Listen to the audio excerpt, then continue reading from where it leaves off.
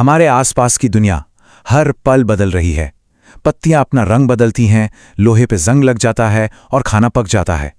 लेकिन ये सिर्फ आम बदलाव नहीं है। नहीं, ये एक बहुत ही गहरी और पावरफुल प्रोसेस का हिस्सा है। कभी सोचा है कि किचन में पकते हुए खाने की वो लाजवाब महक और किसी खराब हो चुके फल की वो बुरी सी गंध, इन दोनों में कॉमन क्या हो सकता है? लगता तो नहीं कि इनमें कुछ भी एक जैसा होगा, है ना? चलिए इस पहेली को थोड़ा और उलझाते हैं।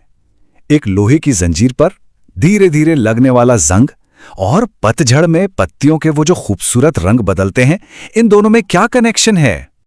तो वो कौन सी ऐसी अनदेखी ताकत है जो इन सभी बदलावों को एक धागे में पिरोती है? ये एक फंडामेंटल फोर्स है जो हमारी दुनिया के हर पहलू को शेप देती है। और जवाब है केमिकल रिएक्शन, यानी रासायनिक अभिक्रिया। सीधे शब्दों में कहें तो ये एक ऐसी प्रोसेस है जिसमें कुछ पदार्थ, जिन्हें हम रिएक्टेंट्स कहते हैं, पूरी तरह से नए पदार्थों में बदल जाते हैं, जिन्हें हम प्रोडक्ट्स कहते हैं। तो चलिए इस अदृश्य शक्ति के काम करने के तरीके को जरा करीब से देखते हैं। केमिकल रिएक्शंस की इस दिलचस्प दुनिया को समझने के लिए ये माइंड मैप हमारा गाइड बनेगा। हम 3 खास सवालों के जवाब ढूंढेंगे। पहला, हम किसी रिएक्शन को होते हुए पहचानें कैसे? दूसरा, साइंटिस्ट इसे कागज पर लिखते कैसे हैं? और तीसरा, इसके मुख्य प्रकार कौन कौन से हैं? तो एक केमिकल रिएक्शन की पहचान आखिर होती कैसे है? असल में इसके लिए हमें जासूस बनना होगा, क्योंकि ये रिएक्शंस अक्सर अपने पीछे कुछ पक्के सुराग छोड़ जाती हैं। पहला और सबसे साफ दिखने वाला सुराग है रंग में बदलाव। जब पतझड़ में पत्तियां हरी से लाल या पीली हो जाती हैं, तो ये सिर्फ ऊपरी तौर पर नहीं होता। असल में पत्तियों के अंदर केमिकल रिएक्शंस चल रही होती हैं जो नए रंग वाले कंपाउंड्स बनाती हैं। दूसरा बड़ा सुराग है गंध में बदलाव। जब खाना पकता है तो जो बढ़िया सी खुशबू आती है, वो असल में गर्मी से होने वाले केमिकल रिएक्शन से बने नए पदार्थों की ही गंध होती है। और हाँ, यही बात सड़े हुए खाने पर भी लागू होती है, बस नतीजा उतना अच्छा नहीं होता। तीसरा सुराग है स्टेट में बदलाव, मतलब किसी चीज का सॉलिड, लिक्विड या गैस में बदलना। जैसे मान लीजिए 2 लिक्विड्स को मिलाया और अचानक से गैस के बुलबुले निकलने लगे या कोई सॉलिड चीज बन गई, तो ये एक पक्का संकेत है कि एक केमिकल रिएक्शन हुआ है। और चौथा और आखिरी सुराग है हीट का ट्रांसफर, क्योंकि रिएक्शंस या तो एनर्जी सोखती हैं या फिर बाहर छोड़ती हैं। एंडोथर्मिक रिएक्शंस अपने आसपास से गर्मी सोखती हैं, जिससे ठंडक महसूस होती है, जैसे खाना पकाने के लिए हमें गर्मी देनी पड़ती है। दूसरी तरफ एक्सोथर्मिक रिएक्शंस गर्मी बाहर फेंकती हैं, जैसे किसी चीज का जलना, जिससे हमें गर्माहट महसूस होती है। ठीक है, तो अब हम रिएक्शंस को पहचान तो सकते हैं, पर साइंटिस्ट्स इन बदलावों को एकदम सटीक तरीके से लिखते कैसे हैं? इसके लिए वो केमिस्ट्री की एक सीक्रेट लैंग्वेज का इस्तेमाल करते हैं, केमिकल इक्वेशन। ये प्रोसेस 3 आसान स्टेप्स में होता है। सबसे पहले हम शब्दों में लिखते हैं, जैसे मैग्नीशियम और ऑक्सीजन मिलकर मैग्नीशियम ऑक्साइड बनाते हैं।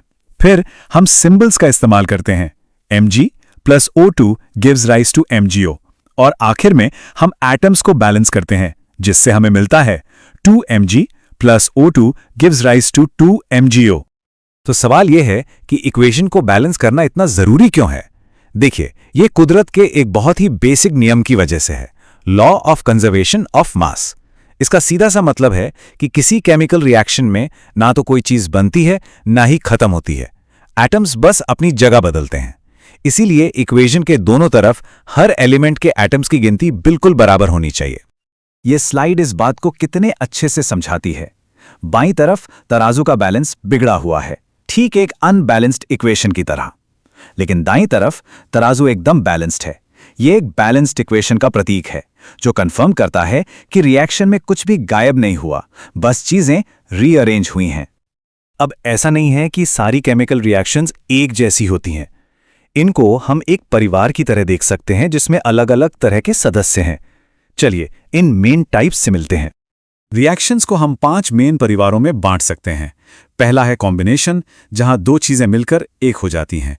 फिर है डिकॉम्पोजिशन, जहां एक चीज 2 में टूट जाती है।